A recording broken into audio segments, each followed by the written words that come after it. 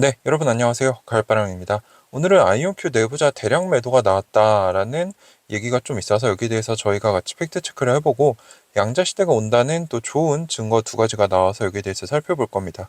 그래서 부제로는 우리가 왜 불안할까에 대해서 같이 생각을 해보고 해결책을 찾아보자는 거죠. 자, 그래서 어젯밤에 오선의 미국 증시 라이브라는 채널에서 이제 실시간 시황을 전달해 주시는데 거기서 아이온큐 내부자 매도 의향서가 나왔다라는 소식에 많은 분들이 패닉을 좀 하신 것 같습니다. 그래서 뭐 김정선 교수님이 주식을 다 팔았다 뭐 이런 식으로 물어보시는 분들도 있었는데 실제 공시를 한번 보자는 거죠. 자, 그래서 여기를 보시면 144번 공시 4개가 나왔는데요. 이거에 대해서 제가 굳이 다루지 않았습니다. 이게 아이온큐의 큰 뭐 본질 가치를 훼손한다 이렇게 생각을 안 해서 굳이 안 다루고 있었는데 첫 번째 거를 보면은 아이온큐 최고 매출 담당자인 리마 알라마딘이 아이온큐 주식 4만 주 가까이를 이제 팔 건데 왜 파는지가 중요합니다. 그래서 여기 보시면 네, remarks 이제 참고. 그래서 뭐 이 RSU라는 임원진들이 처음에 입사를 해서 회사랑 계약을 할 때 특정 기간 이상 근무를 하면은 우리가 보상으로 주식 몇 개를 줄게. 이게 이제 RSU인데 이거를 받기 위해서 거기에 대한 세금을 감당하기 위해서 팔았다라고 되어 있습니다. 다음 거는 피터 챕맨 CEO.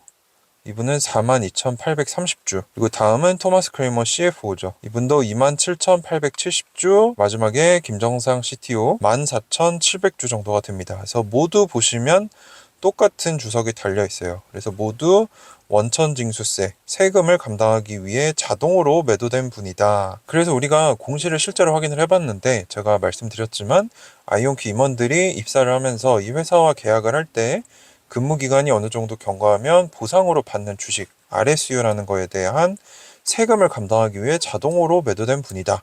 즉 자의에 의해 판 게 아니라 이거는 원래 이렇게 처리를 한다 이런 식으로 말씀을 제가 여러 번 드렸습니다. 그래서 과거에도 이미 여러 번 나왔던 내용이고 딱히 특별한 내용이 아닙니다. 다만 여기 공시에 예상 매도일자 이게 3월 11일로 잡혀 있어서 이게 이제 어젯밤이죠.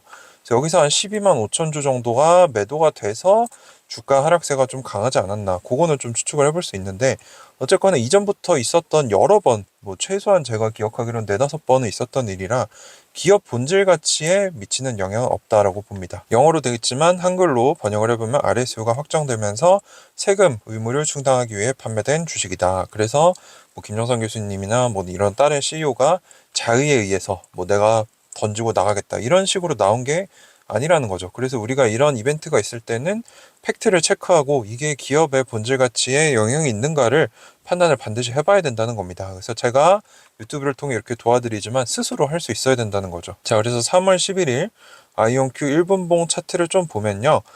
이 위에서 시작을 했는데 쭉 빠집니다. 근데 여기 보시면 거래량이 갑자기 튀는 부분이 두 군데가 있는데 이제 장 중반이랑 장 말, 이제 2시, 4시 이때 약 9만 주, 약 8.6만 주가 한 번에 나왔는데 이거는 개인이 한 수량이라고 볼 수 없습니다. 왜냐하면 거의 10억에서 15억 가까이 되는 돈이기 때문에 이 내부자들 RSU 받았을 때 세금 공제 때문에 나온 매도 물량이 나왔다면 아마 이때 나오면서 하락세에 좀 기여를 했을 수는 있지만 이게 뭐 임원들이 회사 망했다 팔고 도망가야지 이게 아니라 이분들이 주식을 보상으로 받기 위해서 세금으로 판 거다.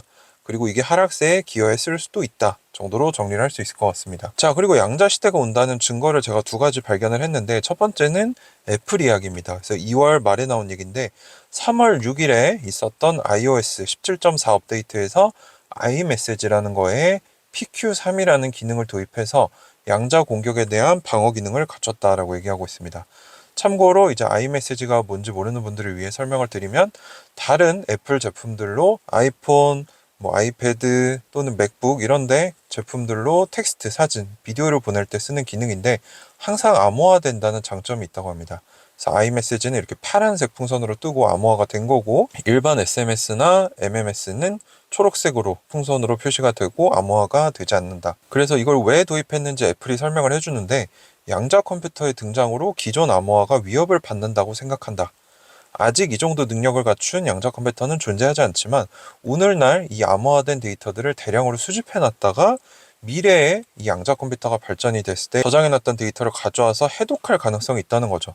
그래서 이게 지금 수학, 나중에 해독이라는 공격, 이름을 가지고 있습니다. 그래서 이거를 위한 준비가 이미 시작이 됐다는 거죠. 그 얘기는 양자 컴퓨터 시대가 온다라는 걸 애플이 이미 보고 있다는 겁니다. 자, 그래서 이 메시징하는 어플리케이션에다가 지금 애플이 점점 더 단계 높은 이런 암호화 방식을 넣고 있다는 건데, 레벨 0, 1, 2, 3, 지금은 3인데 지금 보면은 양자 내성을 갖춘 이런 수준까지 왔다. 뭐 이전 레벨 2부터 이미 지금 수학하고 나중에 해독하겠다는 양자 컴퓨터 공격에 대비를 하고 있었다.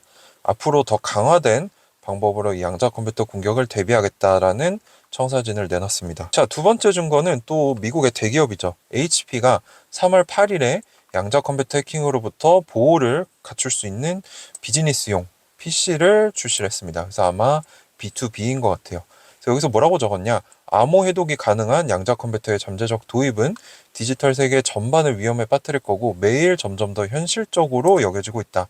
그리고 전문가들의 약 30%는 2033년까지 암호학적으로 관련이 있는 해킹을 할 수 있는 양자 컴퓨터가 약 50%의 가능성으로 나타날 것으로 예상을 하고 있고, 이게 나오면 디지털 신뢰가 붕괴될 것이다 라고까지 적고 있습니다. 그래서 이 양자 컴퓨터에 대해 이 공격에 대해 저항을 할 수 있는 암호 알고리즘으로의 이 미국은 이미 이걸로 옮겨갈 것을 구체적으로 권고안으로 제시하고 있고, 민감한 시스템들에 대해서는 2025년부터 이 양자 내성을 가진 암호를 사용할 것을 권장을 하고 있다. 그리고 2030년부터는 필수적으로 양자 공격에 대해 대비할 이 단계로 올라가야 된다라고 얘기를 하고 있습니다. 미국뿐만 아니라 네덜란드 정부는 중요 인프라 공급자들에게 더 이상 기다릴 수 없고, 이 PQC가 양자 공격으로부터 안전한 양자 내성 암호라고 하는 건데, 이거로의 업그레이드 작업을 시작해야 한다라고 명시를 하고 있습니다. 자, 그래서 2024년 HP의 이 연례 컨퍼런스에서 HP가 이 양자 컴퓨터 공격에 대비해서 이 컴퓨터 내에 있는 펌웨어를 보호할 수 있는 이 비즈니스 PC를 세계 최초로 발표를 했다. 그래서 이거를 고객이 선택을 한다. 그러면 이 업그레이드된 ESC라는 칩을 넣어서 진보된 보안을 제공해서 이 데이터의 관리와 보호를 보장하게 해줄 것이다. 그래서 앞으로 양자 컴퓨터 공격의 위협이 더 가까워지고 있기 때문에 이러한 행동들이, 이러한 액션들이 더 중요해질 거라는 거죠. 그래서 양자 내성 암호로의 이주는 지금부터 시작되어야 한다라고 적고 있습니다. 자, 그래서 저 의견은 뭐냐? 일단 이 어제 그 오선 유튜브 채널에서 많은 분들이 이제 아이온큐 내부자 매도 관련된 한 줄 평이죠. 그걸 보고 제 채널에 오셔서 굉장히 많이 질문하셨고, 뭐 이메일도 오고 카톡으로도 많이 여쭤보셨는데, 우리가 내가 투자하는 기업에 대해서는 누구보다 잘 알아야 된다는 거죠. 그래서 내가 투자하는 기업과 산업에 대해 지속적으로 모니터링을 해야 되면서 본격적으로 어떤 이벤트가 발생했을 시에는 팩트를 기반으로 체크를 해서 이게 기업의 본질 가치에 훼손이 있었는가를 확인을 해야 되는데, 제가 봤을 때는 이번에 나왔던 그 매도는 세금을 감당하기 위해 나온 거고 예전부터 쭉 있었기 때문에 기업 본질 가치에 훼손은 없다라고 보고 있는 거죠. 그리고 이제 많은 분들이 최근에 이 주가가 굉장히 요즘 변동성이 크잖아요. 플러스 10% 마이너스 10% 이러고 있는데 많이 불안해들 하세요. 근데 저 같은 경우는 자기 전에 한번 일어나서 한번 주가를 확인합니다. 굳이 내가 그걸 보고 있는다고 주가가 올라가는 것도 아니고 지금 당장 팔 거 아니면 굳이 봐서 스트레스 받을 필요가 없다는 거죠. 그래서 여러분들이 불안한 이유가 뭘까? 이거는 이미 월가의 전설적인 펀드 매니저인 피터 린치가 얘기를 해줬습니다. 회사에 대해 잘 모르고 내가 한 투자에 대한 스스로의 확신이 없기 때문에. 해결책 두 가지를 제가 항상 제안을 드리는데, 첫 번째는 내가 내 투자에 대한 확신이 생길 때까지 이 회사에 대해, 이 기술에 대해, 이 산업에 대해 더 공부하거나, 이게 어렵다. 그러면 잠에 들 때 불안하지 않을 정도로 투자금을 줄이는 방법이 있기 때문에 저는 이 1번을 선택했지만 뭐 여러분들 상황에 맞게 1, 2번을 적절히 활용하시면 좋을 것 같습니다. 그러면 투자할 때 불안한 걸 해결할 수 있어요. 그래서 저 같은 경우도 이런 방법들을 쓰고 있고, 그리고 우리가 오늘 살펴봤지만 애플과 HP는 미국의 굴지의 대기업들입니다. 근데 여기서 이미 양자 컴퓨터 공격으로부터 보호를 할 수 있는 기능을 도입한다는 거는 거꾸로 양자 시대가 오고 있다는 반증이기도 하죠.